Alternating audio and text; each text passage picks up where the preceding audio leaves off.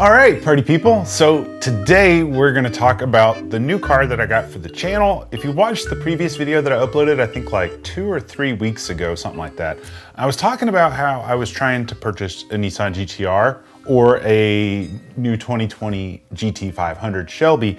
And you know, I really wanted to get one of those two cars because they had a couple of things in common. The only thing that was kind of holding me back from purchasing those was, number one, on the GT500, they were all $30,000 over sticker price, which I thought was just not worth it to me.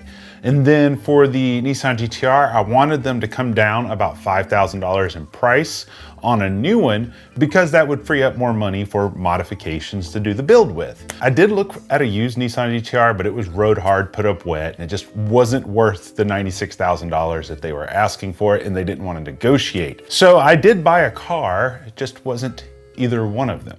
In a time when lawmen were outlaws, a thief, a cutthroat, and a bounty hunter face an enemy of a new kind. Through the uncharted lands of the West, a fistful of men ride for the Black Water.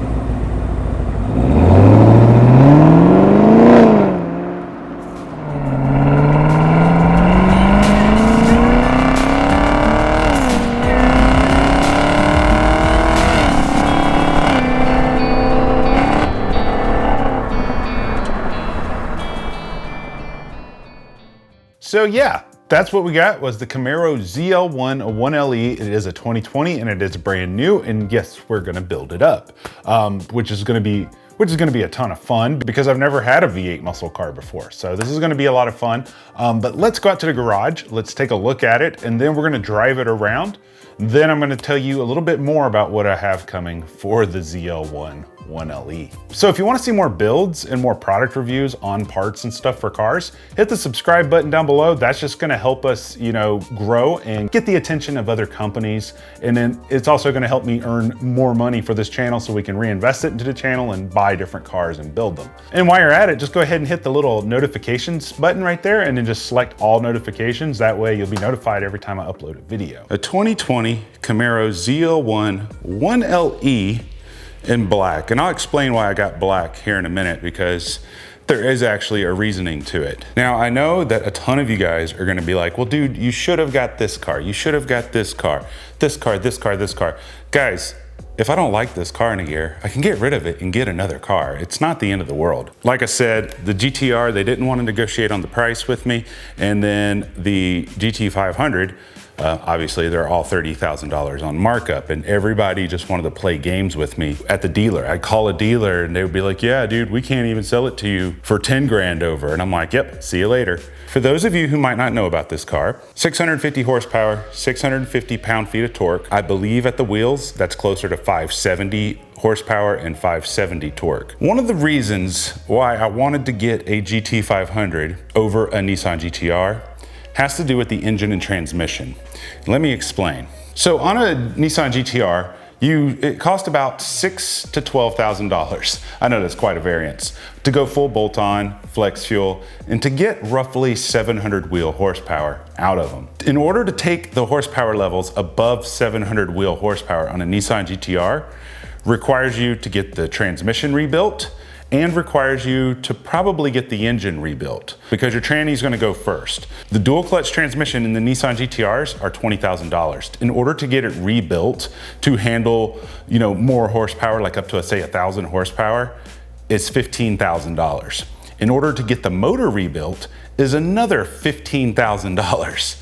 Plus, you gotta buy the turbo kit in order to take it up to like 800 to 1,000 horsepower. It literally cost around $60,000 to get a 900 to 1,000 wheel horsepower Nissan GTR. And that's including labor and everything. I mean, don't get me wrong, that's still a fantastic deal. I mean, you could buy a brand new Nissan GTR for 110, and then you put $60,000 in it, and so you got 170,000 invested, and it will desecrate most supercars at that point. Like it will, especially off the line, maybe not from a roll. And I still want to do that in the future. But right now, we have other things that we need to buy. We need to get another house because as you can see, this garage is really small. I need a bigger garage. And so we're saving up to buy a house. So I was like, man, you know, it doesn't really make sense financially for us right now to do the GTR build. So that's why I got the ZL1. And so because the GTR is so expensive to get, you know, almost 1,000 horsepower out of, I really was looking at the GT500 because the GT500,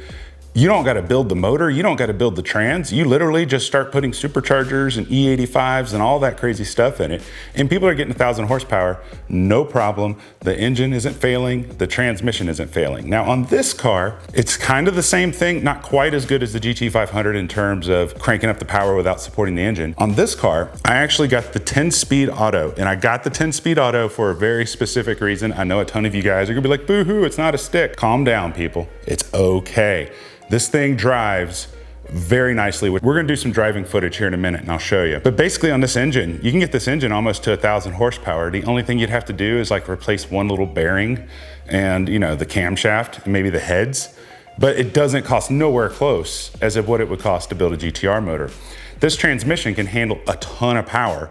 Specifically on the 10-speed can handle a lot more power than the manual.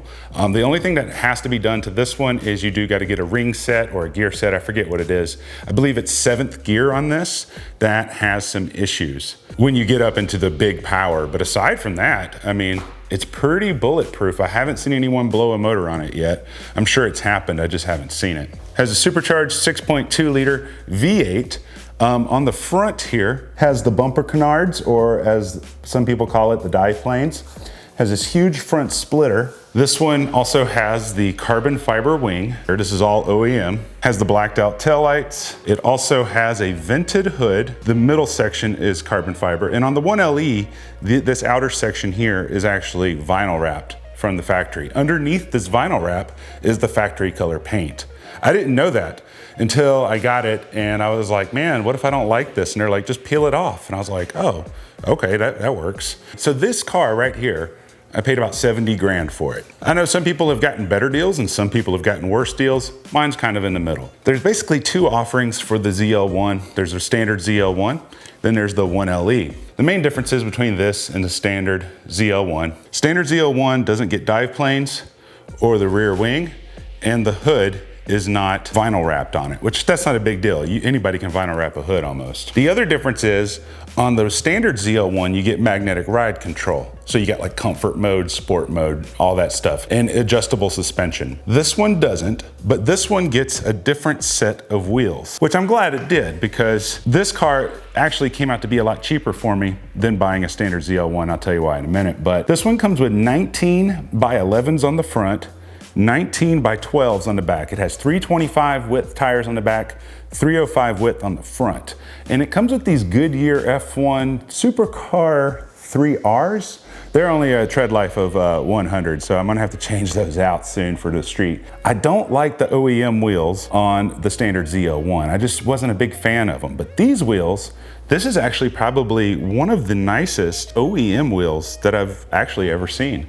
They really got some nice deep concavity. I mean, look at that concavity right there. That is insane. Now, I could have gotten the standard ZL1 for about $7,000 less, $7,500. The 1LE package is $7,500 upgrade.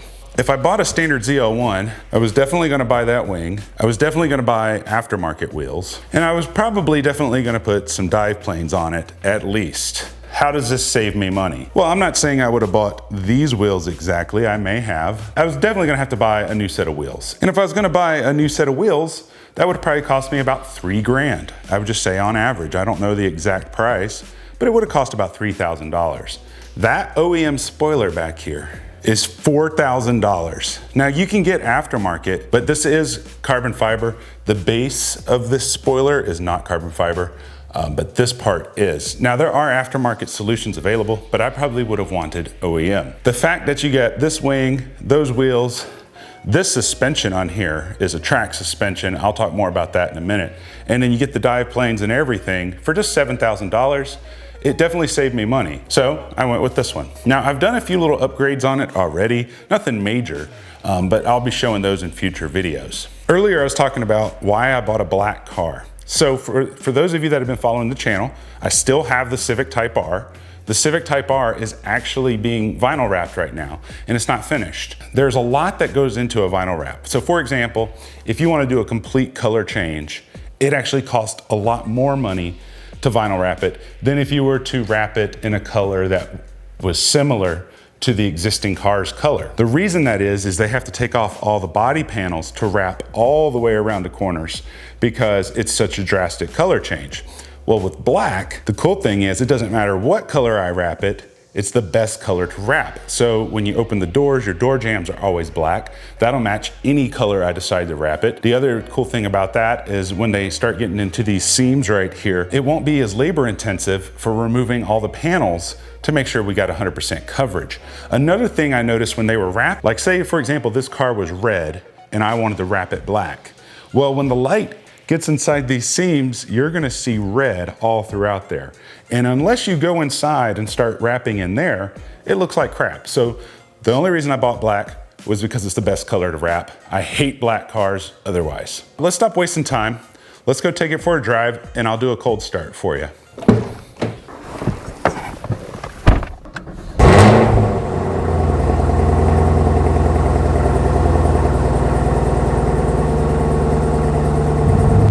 So driving in the ZL1 is a very different experience to me. I don't really have that much experience with sports cars.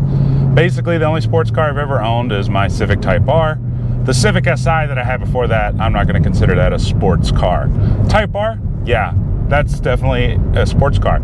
So I don't have a ton of experience with them, but I have developed kind of a taste profile of the things that I like in cars and some of the things that I don't. This car, the interior is actually really nice. It has the Recaros in it that are half, you know, the bolsters are made of some kind of leather or fake leather, and then the center portions are ventilated, and they're made of Alcantara suede with these little red inserts that go across it that I think look really nice. And there's a little silver nameplate under the headrest that says Recaro, and then under that says ZL1. It's very nice. At least on the ZL1, I don't know if all the models have this, but you have this illuminated door sills right here and ambient lighting. It also goes around the infotainment system. And in the menu here, you can actually change that to be whatever color your little heart desires. So kind of cool. And you can also link it to a drive mode. So you could link one color to tour mode, one color to sport and track. It does have ventilated seats, which honestly, I barely feel. They're not cooled seats, they're ventilated. So what you have to do is you have to put your air conditioner to blow into the floor so it can suck up cold air to blow up your butt. I still don't really feel it very much, even with it on full blast. But I will say this car has one of the coldest air conditioners that I've ever felt in my life. Currently, I have the 2019 Civic Type R, I have a 2018 Ram Power Wagon, and we have a 2021 Hyundai Palisade. This car, its air conditioner is the coldest that I've ever felt. However, there is a problem with this air conditioner that is going to affect one of the mods that I want to do in the future. And I think this is an American car company thing, because my wife's car doesn't do this. I don't even think my Ram does this, but I've never tested it in the Ram. And 100% the Civic Type R doesn't do this. When you go full throttle, it disengages the air conditioner. And I get why they do that. They do that so it can take power that it was given to the air conditioner and give it to the wheels. I don't like that, but it's something in my limited experience. It seems to be a GM and a Ford thing. Not sure why. But if you haven't noticed yet, this car is incredibly quiet on the interior, despite the loud cold starts. It has some kind of tune already in it from the factory that makes it a lot louder on a cold start. And you can actually tune that feature out if you ever go aftermarket exhaust and it's a lot louder. You can actually have that feature tuned out so it won't do that really loud cold start. I love the infotainment on this. In comparison to the Civic Type R, this infotainment is miles ahead. It is super responsive, has all kinds of cool features in it, you know, Android Auto, as well as Apple CarPlay. Now, in this car, in your basic drive modes, you basically have 4 drive modes. You got Tour, you got Sport, you got Track, and then you got Snow and Ice. In Tour and in Sport, it's not going to change our suspension because, like I mentioned, we're using a Multimatic suspension on this car. It doesn't come with a magnetic ride control. But what the modes do for this car, it opens up the valves or closes the valves in the exhaust. So it does have a valved exhaust and you can control it for the most part. And so in Tour mode, it's a lot quieter. Now, if you do press the gas to give it a lot of acceleration, it will 100% open those valves up for you. And then when you let off, it'll close the valves back in Tour mode. In Sport mode, it opens up the valves. It also tweaks the transmission a little bit. So in Tour and in Sport mode, they basically go first through fourth as quickly as they can. So it won't really rev out those gears unless you're really on the throttle. Now, when you're in Track mode, on the other hand, this is where the transmission is incredibly smart. It will rev out every gear and it will auto downshift when you're slowing down. It's almost, if I was driving a manual and I was slowing down, it's like it reads my mind, like, oh, I would downshift right now, and then the car downshifts. This 10-speed is only a single clutch that's mated to a torque converter, but in auto mode, not talking about the paddle shifters here, it's just as fast as a double clutch transmission. And Chevrolet claims that it's actually faster than the Porsche PDK. Now, with paddle shifter mode, I know 100% that that's not the case. The paddles are a little bit delayed. Not bad, but you can tell it's not dual clutch kind of a delay. The other cool thing about this is if you want to go to manual mode, you can either hit this right paddle and now you can go up and down as you see fit. If you don't change gears for 10 seconds, it'll go back to auto mode. Now, if you want it to stay in manual mode, you take your gear shift lever right here and pull it to the left, and now it will stay in manual mode. Pretty cool, huh? Now, if you went to manual mode from drive, where you just click the paddle, if you want to go back to drive, you just press and hold this right paddle, and it takes you right back to drive. If you want to downshift to the best possible gear, you press and hold on this left paddle, and it will take you to the lowest gear for that RPM. Let me show you.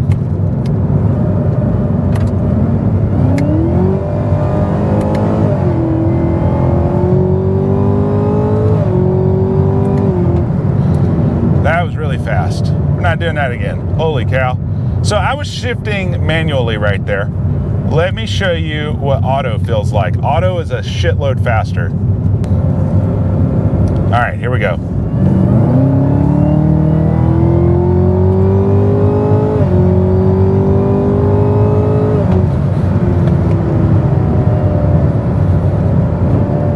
Hear it downshifting?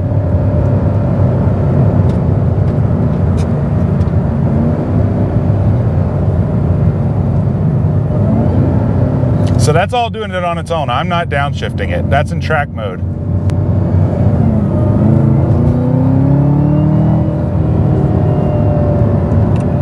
The other thing that's really fast on this when you're just driving normally is, let's say you're regular automatic mode and then you're in, sport mode or whatever. When you press the accelerator pedal, it is incredibly fast at going to the lowest possible gear and just moving. Let me show you. See how quickly that was? I've even experienced dual clutches that have to do a lot more hunting to do that first initial downshift. Even the new Acura NSX, with its amazingness, I like that car. It's just a little pricey for what it is. But even with that car, if you press the gas pedal, it will hunt. There's a delay. It's almost like a second or so before this car will move. And then in this car, like, I'm gonna show you, I will put my hand down as I hit the pedal.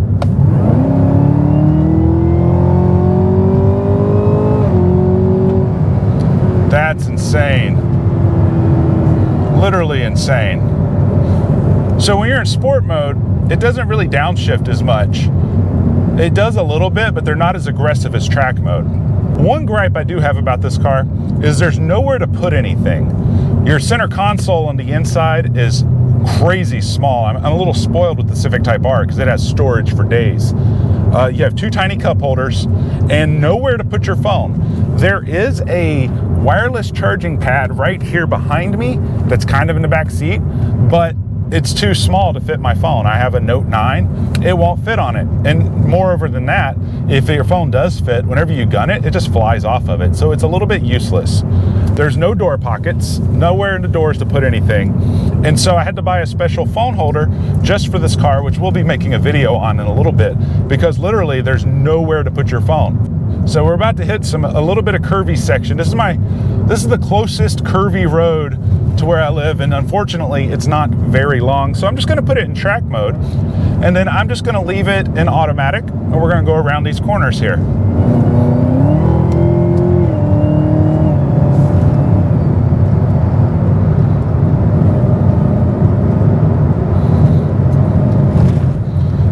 This car doesn't even break a sweat. I find myself when I'm going around curves, letting off the gas way more than I am on the gas. You don't have to work for the power in this car, which is crazy.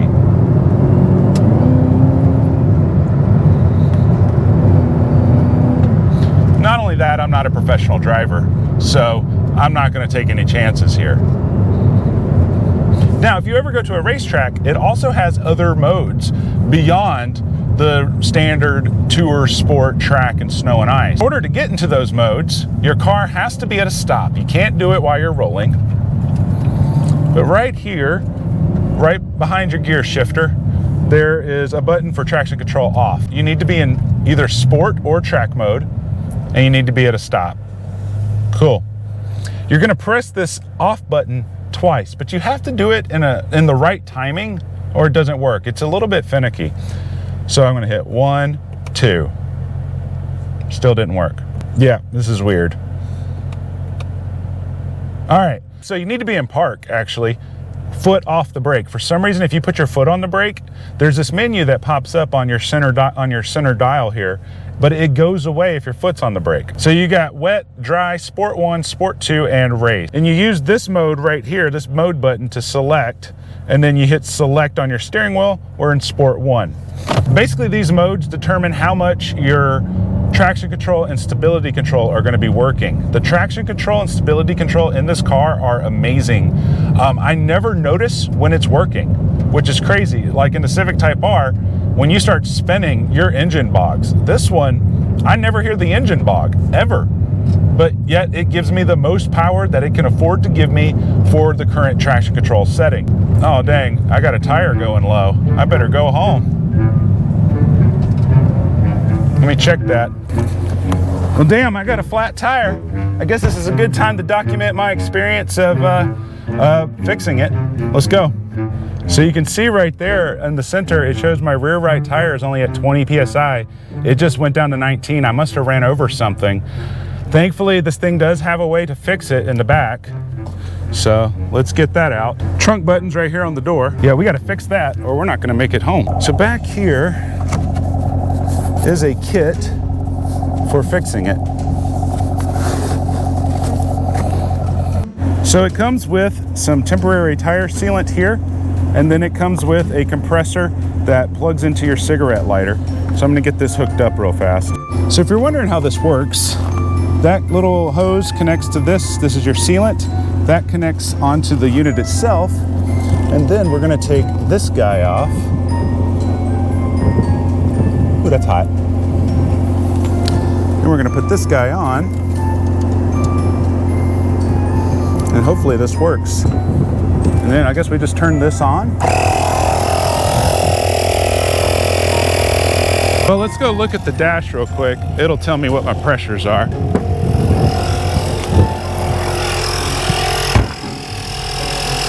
Well, that's not good. Showing 9 PSI. Damn. 10, that's good. So it looks like it's working. I guess we need to get it up to about 40. Now it's up to 12. Well, at least it's working. I can at least drive it to a shop now and, you know, get the tire fixed. I hope that, I'm assuming that this sealant they gave us is sensor safe, but if not, I'll have to buy a new sensor. Well, it's going up. We're at 17, 18 PSI right now.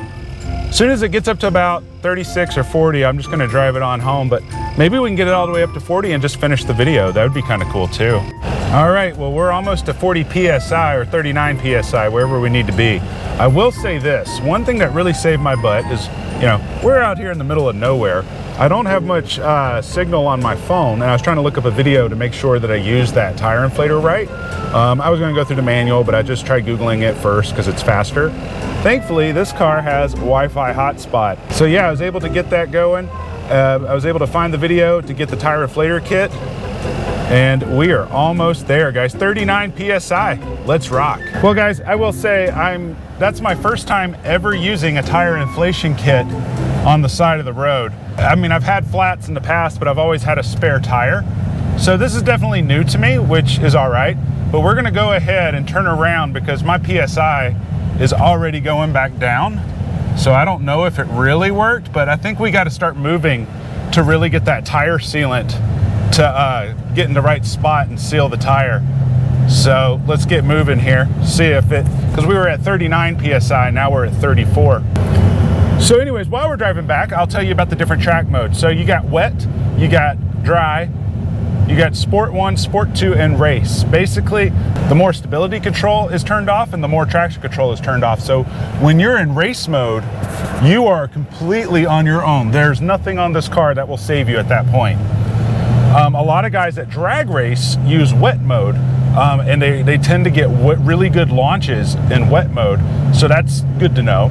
And then Sport 1, they say in the manual, it says that Sport 1 is when you're going to a new track you're not super familiar with. And so you go into Sport 1 to do that like a road course. And until you get familiar with it, then you can take it up to Sport 2. That'll take a little bit more, you know, traction control away. And then if you want to, you can go into race mode. So basically, you don't ever notice when the traction control or stability control kicks in. It does it so seamlessly that you don't even realize that you're about to lose it and the car saved you. So that's really interesting. One thing I will say I don't like about this car right now, I don't like Alcantara steering wheels. They're very slippery. I prefer a perforated leather. So I was looking at aftermarket steering wheels, and so far all I can find is some that are perforated leather right here and then carbon fiber along the top and the bottom. I don't want carbon fiber. I want one like I have in my Civic Type R, which is just all leather. I prefer that, and the reason that is carbon fiber gets really hot to the touch out here in Arizona. So that's kind of something that's important to me, is to not burn my hands when I'm driving. Good news, tire inflator sealant worked. We are now at 34 PSI and holding. One thing I will say though, guys, if you like to drive alone a lot, I really prefer carrying a firearm. This is what I have right here. It's a Glock 19. I carry a Glock 19 everywhere I go, and I carry a spare 15 round magazine with a +3 mag extension, so 18 rounds in the spare mag. I have a gun channel too, if you guys didn't know that. I'll throw a link below. That's my main channel, my main source of income. You know, I was broke down out there at BFE, and where I live right here, I'm not quite in the corridor, but I'm close to the corridor. There is definitely the Mexico trafficking corridor that's about 20 miles south of me, and I'm a lot closer where I was broke down than anywhere else. So, you know, I always like to have a firearm on me because I've had incidences in the past where some sketchy things happened, you know, being broke down, or, you know, guys trying to hit on my wife. Not that hitting on my wife's a crime, but when they decide to chase her down the freeway because she wouldn't give them her phone number, that was a different story. Now, I've never had to use it, and I'm glad I've never had to use it, but I 100% recommend it. If you want to know more about guns and stuff, I have tons of videos on it on my other channel. So because this video kind of got messed up like that, I'm going to continue to review the car in a sense, not really a review, but just tell you about the car. And I have some B-roll of when I went and took it for a drive a day or so before that. So number one, this car comes with the Goodyear Eagle F1 Supercar 3R tires, which is very similar to the Toyo R888Rs. They're basically a 100 tread wear tire. You're lucky if you get 8,000 miles out of them, and there's virtually no tread on the tire. They're basically slicks, but they're street legal. But yeah, I ran over something. I don't know what I ran over. It put a big old hole in the tire. Thankfully, the Fix-A-Flat kit that comes with the car worked tremendously well. I'm gonna have to order some more sealant just in case something happens to another tire. But this kind of brings me to the next point of the video is I am gonna put different tires on this car. I believe the tires that are on it are really close to about $500 a tire, just depending on where you get them. I mean, I've seen them for $400 at some places, but that's a lot of money for tires that don't last very long. Having less than 1,000 miles on it and already picking up like a nail or a screw or something like that, it kind of has me iffy. So I am gonna throw some Michelin Pilot Sport 4S's on here. I absolutely love them on my Civic Type R. I'm able to actually launch my Civic Type R pretty well with those tires. And so probably what I'll do is I'm just gonna yank these tires off, throw on some Michelin Pilot Sport 4S's, and then if I ever do go to like a track day or something like that, which honestly, I don't know if I ever will because I just don't typically have time. But if I ever do, I'll just buy another set of wheels and mount them up and go to the track and just save these tires for another time. But to kind of continue on to where I was leaving off in the video before the video got cut off is it has a very, very smart automatic transmission. Like I mentioned earlier, it's crazy. It's almost psychic. When you're in track mode, it downshifts perfectly like every single time. And that is something that really attracted me to the car. I know it's not a stick, but honestly, I didn't want to get a stick. I really wanted to try out the automatic. I've had sticks my whole life. Honestly, every car I've owned for the past, forever almost, has been a stick shift. I've had a few automatics here and there, but no performance, automatics. And I really wanted to try out a dual clutch, but from what I've been reading and what I can feel in this car, when you're not using the paddles, when you're just in automatic mode, it is just as fast or faster than a dual clutch transmission. Now, when you're using the paddles, it's not just as fast. There is more of a delay in this than there is with a DCT. But honestly, it's so fast, I rarely use the paddles anyway. So that's kind of cool. It does have a launch control. It does have a line lock, so you can do a burnout and warm up your tires if you need to. I think it has a 0 to 60 timer, a quarter-mile timer, and we'll be testing all of that before we modify the car. And I'll also be confirming everything with this draggy module. I've been using this a lot for testing on the Civic Type R. These are totally worth the money. If you ever want to test it, it's the most accurate thing you can get for less than, it's about 150 bucks. So I'll put a link down in the description if you want to pick one of these up. I highly recommend them. So what I'll do is I'll probably use the, the quarter-mile timer and stuff in the car, compare it to the draggy just to see what we get. Now, another interesting thing about this car is this car really it's kind of like the Civic Type R. It's not really made for launching, although it can be launched. And it can handle the abuse, you know what I mean? So one problem that people have is at going to the drag strip, they don't know how to launch it. They just go into launch control and then they can't figure it out. But don't worry, I'll have a video where we talk about how to launch it because I've talked to a few guys that are very familiar with the ZL1. And that way they can talk to me and then I can make a video kind of walking you through it as well. So I did take this car out to the canyons and I did some carving through it. And honestly, this thing handles phenomenally well. I've never owned a rear wheel drive sports car before. This is a first for me and I did choose a pretty powerful one. Something I noticed about it is, this car is about 3,800 pounds, I believe. And this car hides its weight really well. I was throwing it in the corners, just going around, and it feels effortless, a lot like the Civic Type R. It's almost like, if you can imagine what the Civic Type R is going around corners, it's not quite as easy, but it is pretty damn easy. But it's like that with a V8 and rear wheel drive. It's hard to explain, but when you're in the car kind of disappears around you. You don't feel that it's that big when you're going around corners. I mean, you feel its size when you're trying to back up and park and stuff, but in regards to driving, it's super nimble and it's super controllable, which I thought was crazy. So the ZL1 is gonna be a fun build, I think, because number one, it's my first experience with V8 muscle cars. I love challenges and I like exploring things that I've never done before. So if you wanna see more builds and more product reviews on parts and stuff for cars, hit the subscribe button down below. That's just gonna help us, grow and get the attention of other companies. And then it's also gonna help me earn more money for this channel so we can reinvest it into the channel and buy different cars and build them. And while you're at it, just go ahead and hit the little notifications button right there and then just select all notifications. That way you'll be notified every time I upload a video.